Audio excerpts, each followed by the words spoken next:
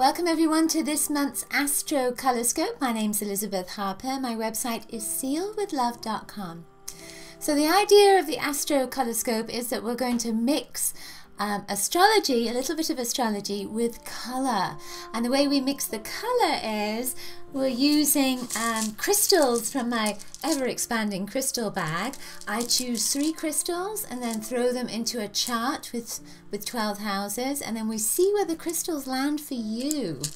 And I also take a colored bead from here, so we get a little bit of extra color as well. And I'll be taking cards. Now let me see, where are my cards? They disappeared. So we have the Voyager deck of cards. I really like these because they're a collage of images. So what I'll do is I'll pick a card and then I'll hold the card up, and you can see what you're most attracted to in that card, and that may reflect a message for you, a special message for you. So before we get going with the Astrocolorscope, do remember to subscribe to my love letter and grab your free color kit. You'll get the color kit at bit.ly/color kit. Okay, so let's get started. Okay, Taurus. Now for you, you have this beautiful aquamarine that went into your 3rd house. The 3rd house is about communication. It's education, and there's neighbors and friends and languages. It's opposite the 9th house, which is connection to journeys. So this is kind of local trips as well. So when I'm looking at this, I'm feeling as if a new friendship is coming back into your life. And the other stones and the other energies that are around are kind of affirming that same feeling that I'm getting with old friendships coming back in. So I feel with this that you are striking up a conversation with a friend. It could be a teacher, somebody that you've connected with before. It may not even be someone you've met. It might be that you've connected to a website or a college or something like this that you haven't been to, and you just looked at it before and now you're looking at it again. That's the feeling of it. It feels like something else is coming up for you that's been there before, and there's a connection to people with it. Aquamarine is often about being courageous. So I feel with this that it's about taking that next step towards connecting with this friend, connecting with the college, connecting with an educational program, something again that you've looked at or someone you've looked at before, and there's almost a sense of needing to be courageous to take that step forward. This is a beautiful aqua color, of course, because it's aquamarine, and there's a teaching element that comes with this.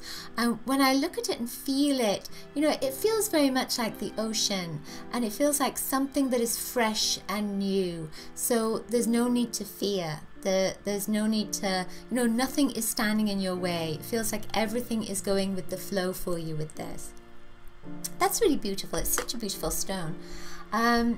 The next stone is bronzite. This is the bronzite, and it has a kind of a golden sheen to it.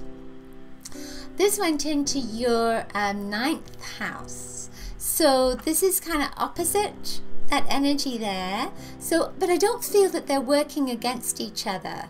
So this is that opening up, and this one, the bronzite, again, there's an element of courage with this. There's an element of service as well. So I almost feel like you are going to take some journeys or trips or go on travels that link with being of service. But when I feel into this, again, it feels like something that's old. It feels like something that you've wanted to do and wanted to connect with, and now you're going to reconnect. So these two feel like they're joined at the hip in some way. Let me feel if there's anything else that wants to come up with this.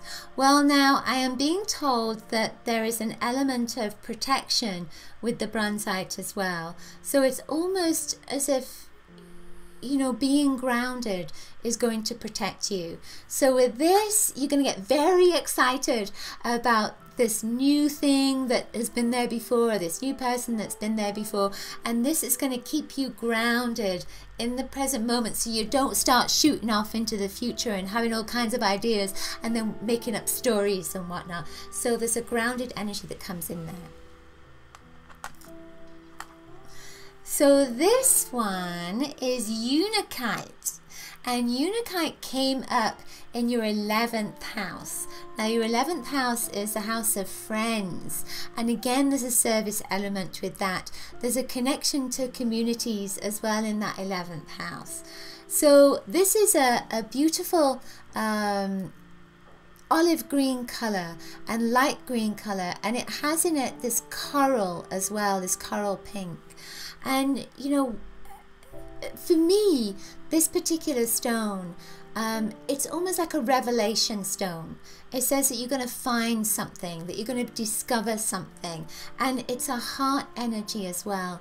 And I feel as if this month with this particular stone, it's saying that there's been some pain in a connection before. Could be the friend, could be a college, could be the education, could be something that you wanted to do, and there's some pain that's associated with this.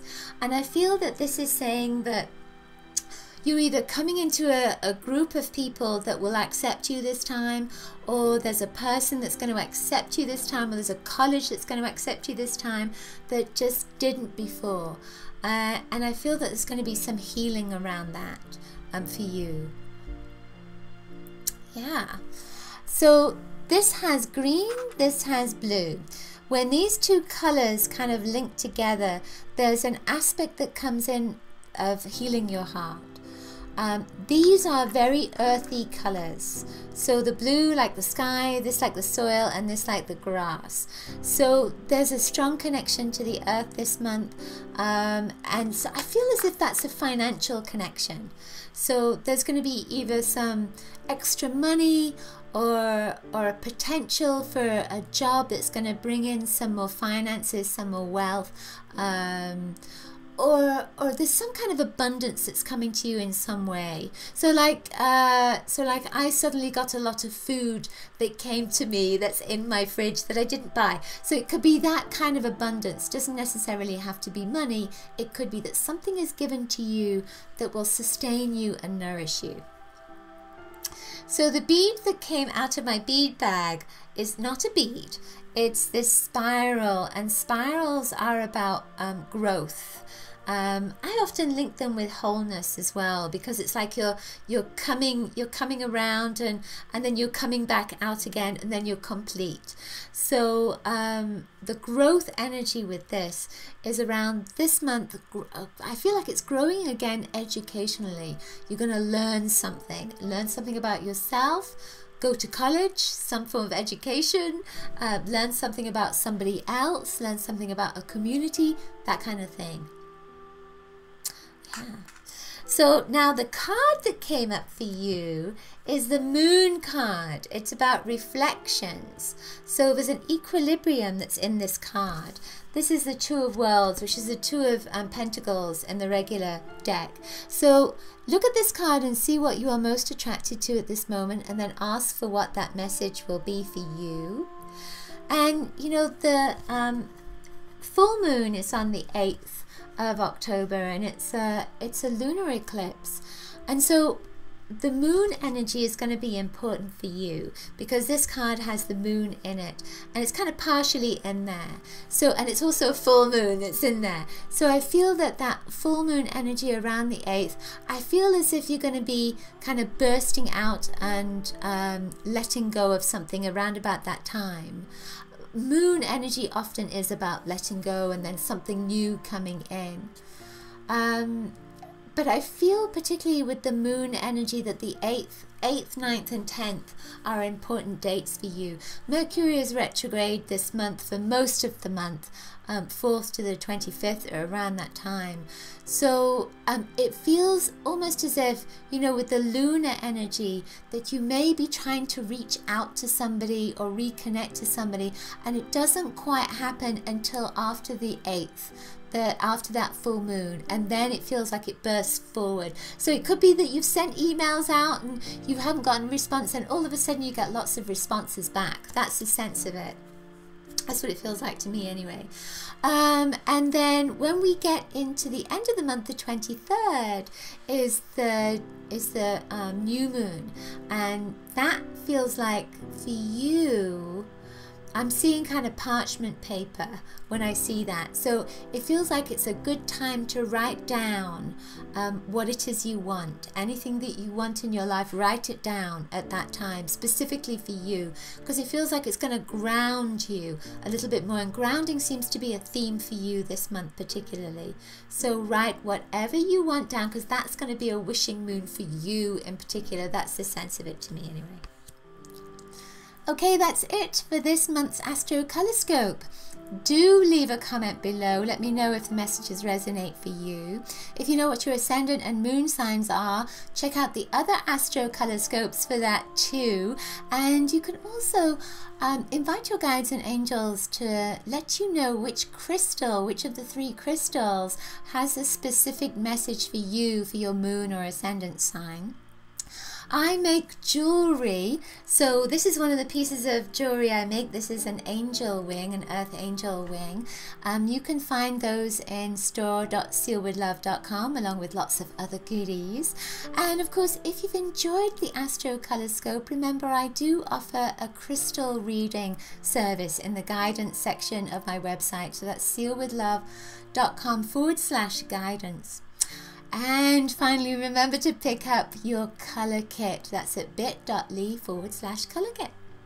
I look forward to seeing you next month or next week with the Colorscope show. Lots of coloricious blessings to you. Bye.